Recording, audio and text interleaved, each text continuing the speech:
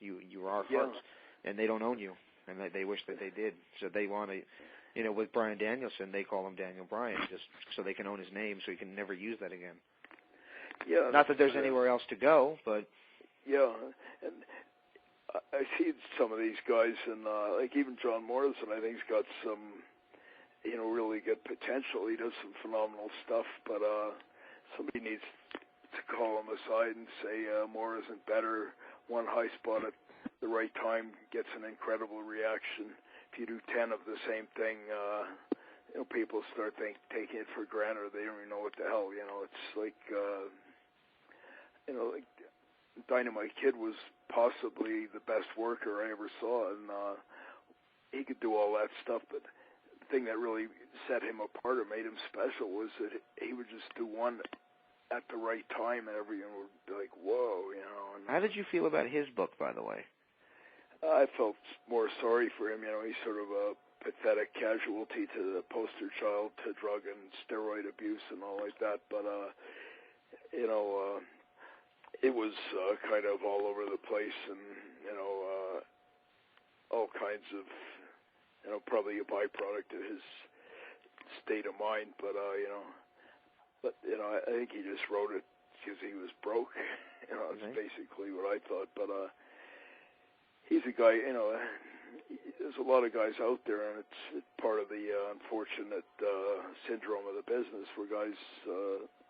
Don't seem to have any pension plan or any of that either. It's a bit like that Mickey Rourke movie. Exactly.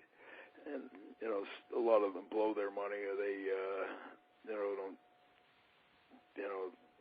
treat themselves, or look after themselves, or they're responsible with their money and all like that. But it's still sad, because there's not anything for them, and it's a big free fall once you get out of the limelight. These guys can't handle that. A lot of them can't. It's kind of like that's part of the opiate. The being in the spotlight and all of that. It's pretty damn hard for those guys to go back to the real world after they've had the the money and the fame and the fortune and the adulation and all like that. And so. I feel sorry more for Dynamite than anything else. He's a phenomenal worker. And have you spoken to him at all recently? Or? No, I haven't spoken to him for many years. He's kind of almost cut himself off from everyone, from what I hear. But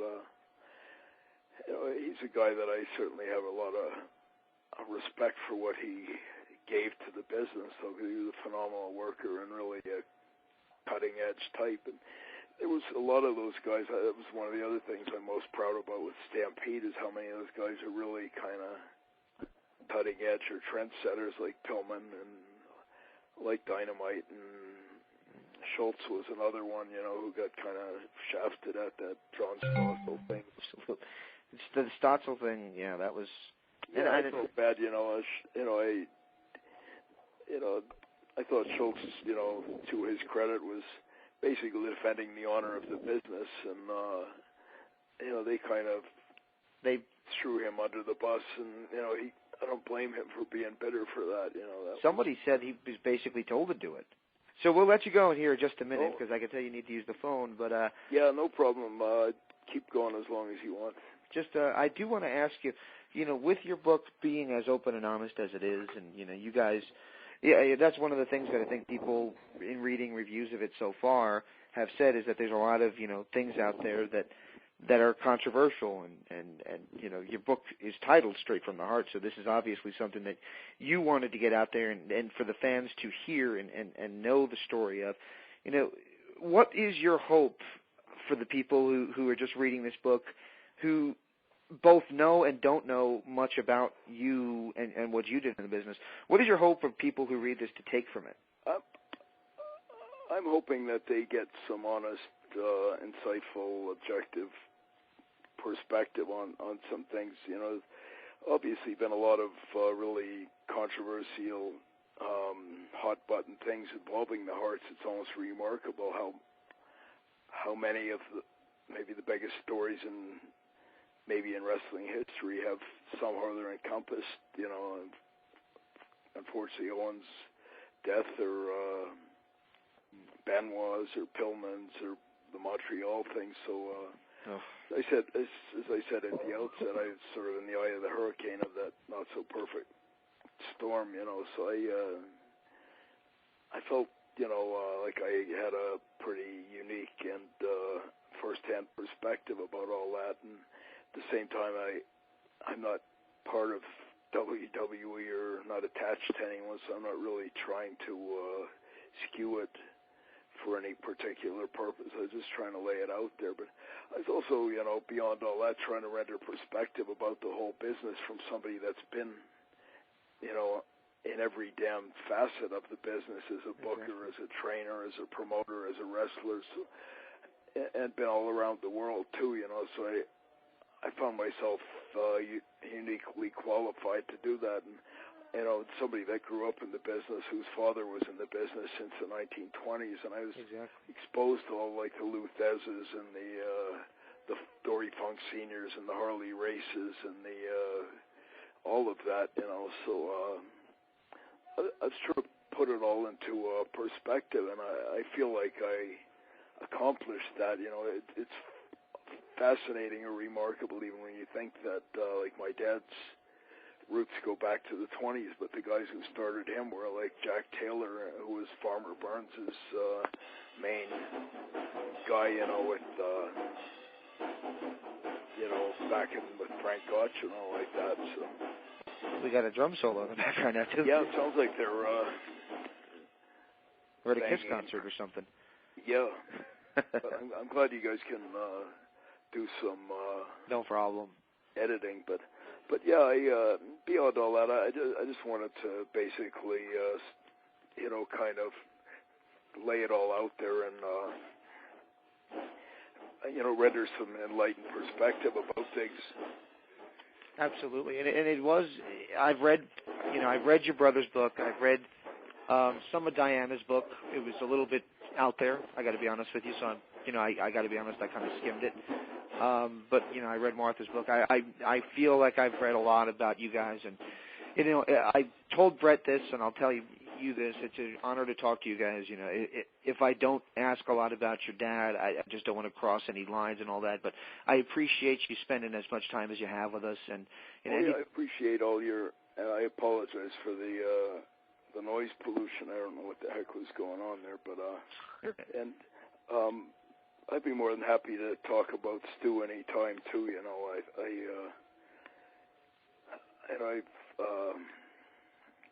You've got the utmost respect, obviously, for him, but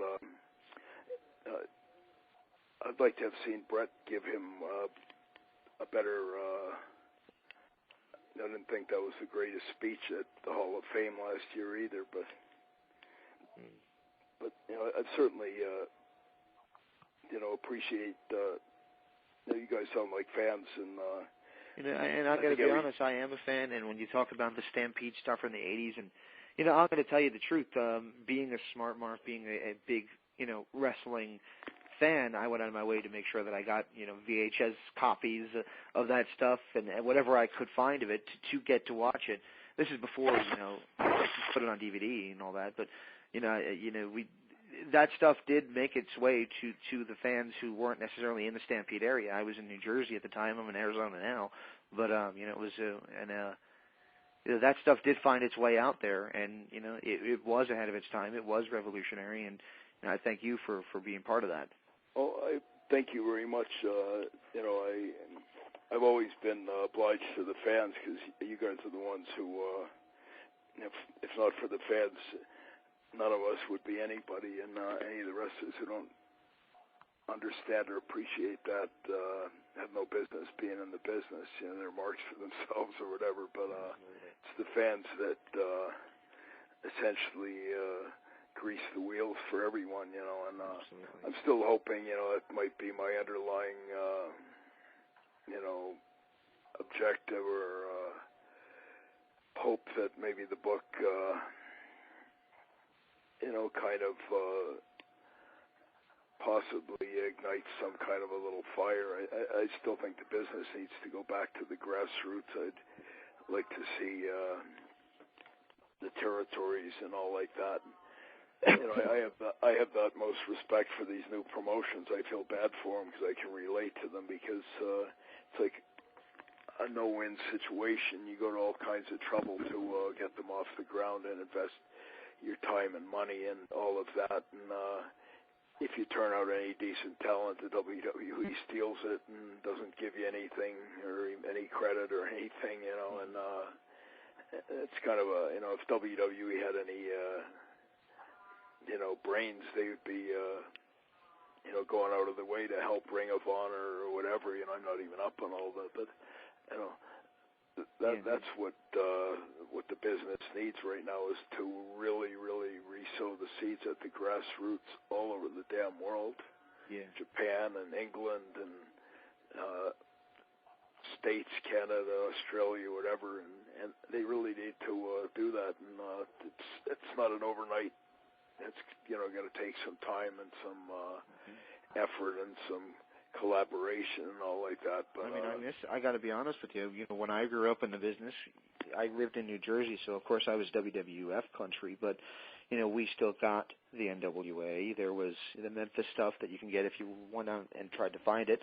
There was Calgary, which if you went out and tried to find it, it's funny. I was even though I was booking and doing all like that, I was a big mark for other promotions. I was fascinated to hear what was going on in Minneapolis or Texas or Von Erich's territory or Ric Flair, what he was doing or what they were doing down in Florida. And it was really cool.